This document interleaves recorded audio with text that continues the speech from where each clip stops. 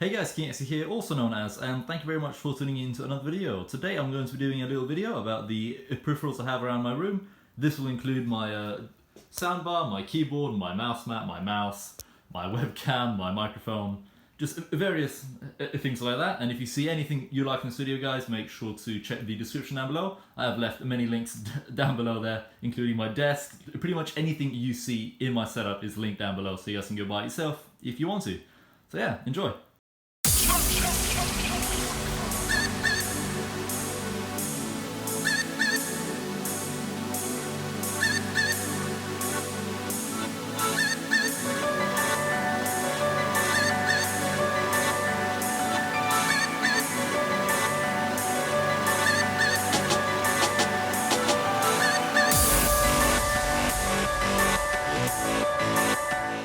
Right, so hopefully you guys enjoyed that little edit about the setup.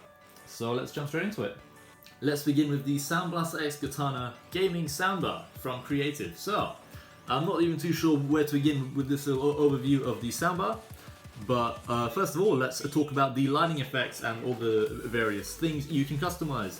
So, in the application right here, the Sound Blaster Connect software right here, we can pretty much customize our own lighting effects for the Katana right here. We can have pulsate effects, you can change various colors, the speed of it and stuff. You can have a cycle of like the rainbow, you can have mood, solo, you can pretty much just customize a lot. I personally like it on wave, as that matches very nicely with my Razer peripherals on the desk. So that's a little lighting overview of the Katana. So not only does the soundbar look really good, especially in a setup like mine, which is focused around an RGB theme, I guess. So we can't forget about the most important part of any soundbar or speaker, which is the sound quality. So this one here, before buying it, I read many reviews online, and a couple of them mentioned that this one sounds much better than other soundbars that cost 2 to 3 times as much. Now in the UK, this soundbar costs around £240, and in the US I'm guessing it's around $250, $260 maybe. So yeah, it is a little bit expensive. However, it does sound better than several other competitors out there that cost 2 to 3 times as much. Prior to actually buying the soundbar myself, I was using my monitor speakers as speakers, and when I upgraded, the difference is just so big. Like, I could not believe that I was actually using my monitor speakers like as speakers after I switched to this. Like, I cannot go back. The monitor speakers sound so bad. There's like no bass. Everything just sounds awful in comparison to the soundbar right here. So yeah, if you are currently using your built-in monitor speakers as your speakers, or some crappy old pair of speakers that you have connected to your PC, consider upgrading to this one perhaps. I would recommend it. I'm pretty sure just about anyone else that owns it would recommend it. Right, so midway through recording this video, I actually upgraded cameras. So pretty much for every single YouTube video I've made on this channel, I've used an iPhone of some sort. Currently I'm recording this one with the iPhone 7. However, for the first time ever, I've actually invested in an actual camera, which in this case is the Canon G7X Mark II. So I believe it's a PowerShot G7X Mark II camera. It's pretty good. This is the first camera I've ever owned, and it will take some time getting used to actually using a camera, like a proper camera, to record videos instead of an iPhone. But hopefully the quality will be much improved, and I hope the sound quality on the camera isn't too bad either. So yeah, I'm going to switch over to this right now. Alright, we are now recording on the G7X Mark II from Canon. I believe I've got it in the auto mode. So yeah, everything's pretty much set to auto. I still need to learn how to use the camera.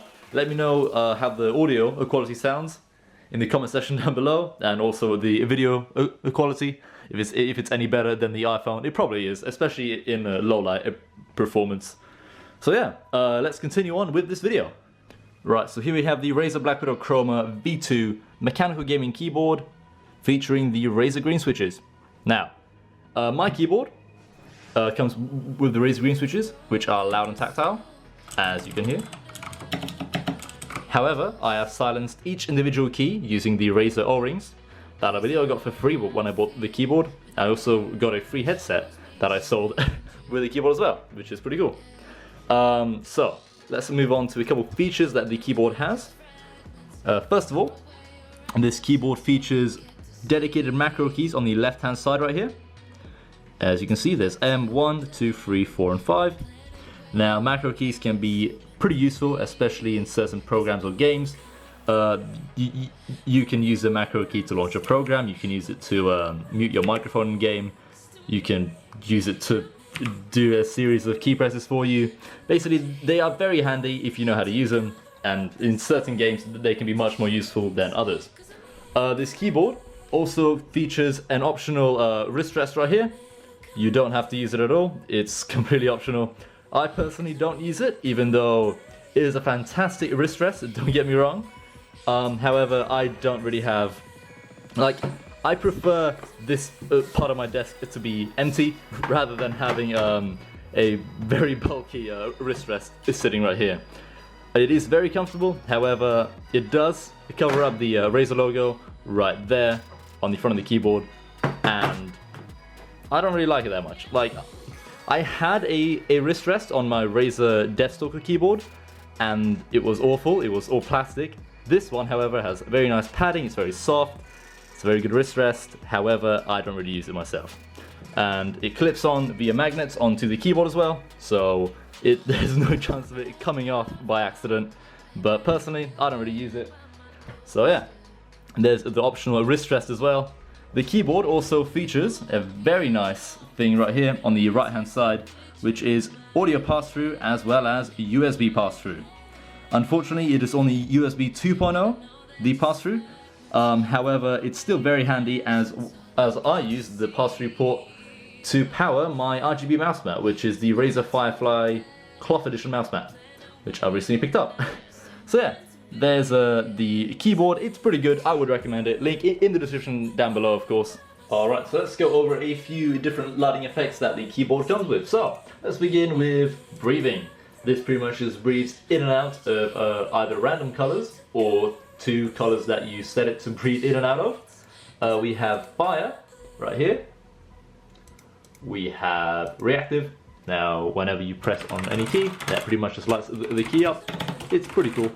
Followed by reactive, we have spectrum cycling, which pretty much just slowly cycles through various different colors.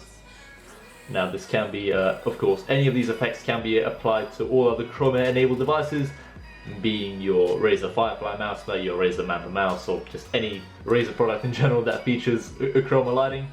We have the Starlight lighting function, which in my opinion is very pretty.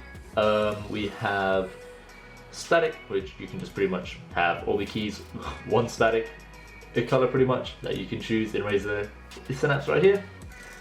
We also have wave. Now this is the function that I usually have it on, just a crazy RGB wave all the time. Then we also have ripple. This is a very nice effect. I'm pretty sure this is quite new as well. So whenever you press on a key, it kind of like ripples through all your keys. However, it does not ripple through other RGB devices, such as my mouse mat or mouse, which is a shame. But nevertheless, it's a cool effect. Right, so here we have my mouse. This is the Razer Mamba 2015 Wireless Edition. I've had this mouse for a very long time now. However, I have had to get it replaced once, as I believe roughly a year ago, I think, the mouse sensor died overnight. I'm not too sure how that works, as all I did is I put the mouse on charge on the charging dock. I woke up and the mouse sensor was dead. However, they luckily RMA'd the mouse and it's all good now. So, here's the mouse. It has a couple cool little features, as a forward and back button right here, which is very handy of course. We have a DPI up and DPI down switch right here. This mouse features a 16,000 DPI sensor. This is Razer's 5G laser sensor, unfortunately, not their optical sensor. And we have, and of course we have the wireless mode on and wireless mode off, which of course turns the effects off as we're in wired mode. So let's go back to wireless mode on the mouse. So there's the mouse. It's very ergonomic. I am waiting for Razer to actually update the Mamba series, as this is from 2015 and they haven't updated it for several years now. So I hope they do update and refresh this product line of mouses, as these are very ergonomic mouses, very comfortable to use, they're very nice. The lighting effects of course are 10 out of 10, as with most Razer products, they nail the lighting effects with their chroma effects. So yeah, there's a mouse, it's pretty cool, I would recommend it I guess. However, actually no, I wouldn't recommend it. Wait until the 2018 Mamba releases. I'm not saying there will be a 2018 Razer Mamba mouse, however I hope there will be a refresh sometime soon. So probably wait for that one instead. Right, so here we have the Razer Firefly Cloth Edition mouse mat. It's a pretty good mouse mat. I would recommend this mouse mat to like anyone that has an RGB themed setup, and of course you have other Razer products as well. It's a very good mouse mat. I would not recommend the Firefly Hard Edition. I've had to get that one RMA'd twice because of various problems that it had. Get the Cloth Edition Firefly mouse mat. You won't regret it. It's a very nice mouse mat. Featuring, of course, epic chroma RGB lighting that everyone loves. So, there's the mouse mat. I'm not too sure what to say. It has a lovely braided cable right here. Very nice cable from Razer. And I've got the mouse mat plugged into a USB pass-through port on my Razer Blackwidow Chroma V2 keyboard right here. So yeah, there's the mouse mat. It's pretty good. I mean, it has a cool RGB lighting. So yeah, let's move on. Alright, so here's my microphone right here. This is the Audio-Technica AT2020 USB microphone. I have a nice little pop filter on here as well. If I twist this around, you can see the actual microphone. It has a blue LED light right there for whatever reason. But nevertheless, the microphone quality is very good, you know. It's a very sturdy microphone. The build quality of it is fantastic. Of course, it's Audio-Technica. What else would you expect?